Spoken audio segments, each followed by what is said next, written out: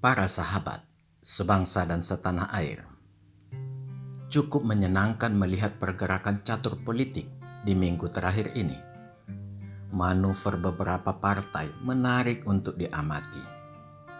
Ada beberapa sahabat berkomentar, mengapa saya selalu menyerang PDIP? Saya hanya tersenyum dan menjawab, tonton baik-baik video saya. Kalau orang bertanya seperti itu pada saya bisa memastikan bahwa dia adalah orang yang akan meredup perlahan matanya diiringi tangisan. Seiring dengan matinya PDIP, mati sia-sia tanpa memiliki kesadaran arti nama PDIP, yaitu perjuangan. PDIP bisa mati tanpa sakit kolesterol atau sakit orang kaya, tetapi sakit dikarenakan malas melakukan introspeksi pada diri sendiri. Merasa sehat-sehat saja, tanpa mau melihat orang di sekelilingnya semakin tinggi dan kekar karena rajin berolahraga. Ketidakmampuan membuat alunan gendang sendiri membuat PDIP sibuk mengikuti alunan gendang partai lain. Bahkan yang paling mengenaskan, partai seemprit kayak PSI direweli. Sangat menyedihkan. Seandainya juga PSI salah dalam administratif mengusung Ganjar, mbok iyo diajari. Bukankah itu tugas seorang kakak? Bukan malah menudingkan 10 jari langsung menghakimi. PDIP hanya 20% menguasai suara. Masih ada 80% lagi. Apakah pantas membuang PSI? Sekalipun masa keduanya ada interseksinya, rasanya tidak terlalu signifikan untuk dipersoalkan. Tidak ada bedanya dengan Partai Perindo. Sebuah saran, bergandeng tangan lebih baik daripada berseberangan. Para sahabat yang saya hormati, saya berharap banyak bahwa Golkar dan PAN bisa bergabung dengan PDIP. Tetapi memang saya tidak yakin dengan harapan saya itu. Karena kekuatan PDIP hanya berada di bawah dan di pucuk partai. Sementara di tengah-tengah seperti terlihat kekosongan.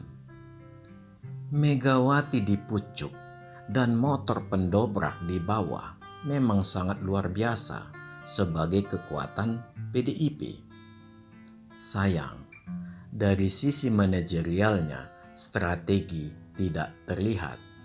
Dan memang PDIP akan selalu seperti itu, tidak terlihat strateginya, karena selalu ditutup dengan rapi. Orang hanya bisa melihat outputnya.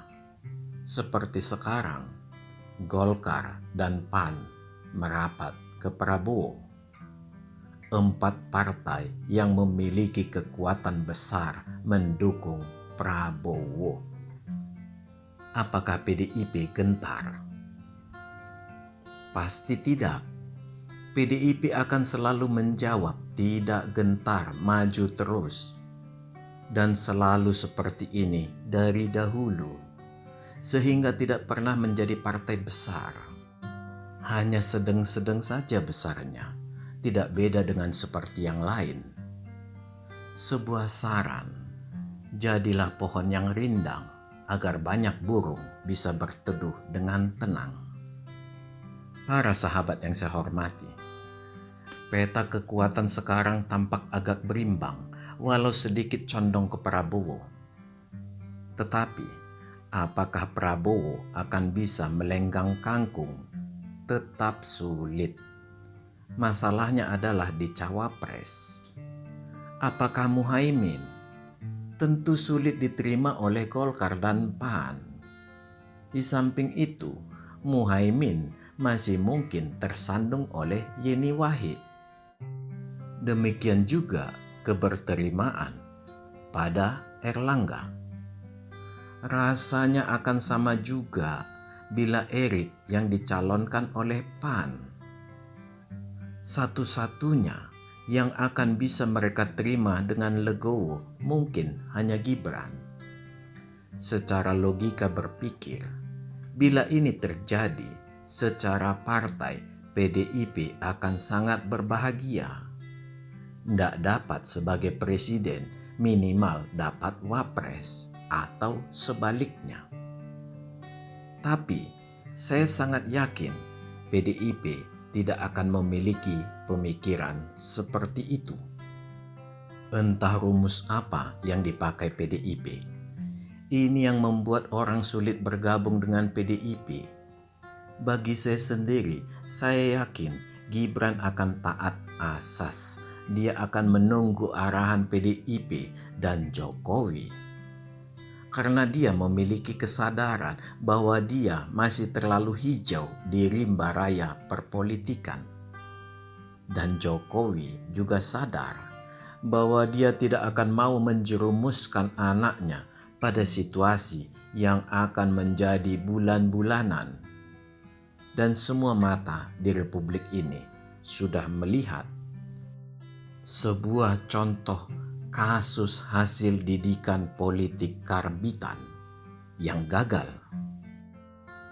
Hal yang juga sulit saya terima adalah merubah undang-undang umur capres dan cawapres menjadi 35. Rasanya ndak elok, karena hanya dorongan nafsu segelintir orang. Bila hendak dirubah, sebaiknya setelah pemilu 2024 selesai, langsung ditinjau ulang. Memang adanya pembatasan usia 40 kurang tepat. Karena kematangan berpikir bukan diukur dari umur. Banyak orang yang sudah berumur, tetapi kurang ajarnya malah semakin bertambah. Apapun itu semua, pada situasi sekarang, distribusi kekuatan semakin berimbang. Para sahabat yang saya hormati, mungkin yang menahan beban yang semakin besar adalah Surya Paloh dengan tetap mengusung Anies Baswedan. Bila Surya Paloh hendak bermanuver, inilah saat terbaik. Dia dengan Nasdemnya bergabung dengan Prabowo atau dengan Ganjar. Lupakan semua masa lalu. Tetapi bila tidak, Nasdem tetap bergabung dengan Demokrat dan PKS. Walau problem klasik mereka terus membayangi dan hampir 1 tahun tidak selesai, yaitu masalah cawapres. Tetapi deadline semakin dekat. Mau tidak mau, tarik ulur ini akan berakhir. Yang ada hanyalah pasrah. Dan bila Anies kalah, selesai dan tamat bagi Nasdem dan Demokrat.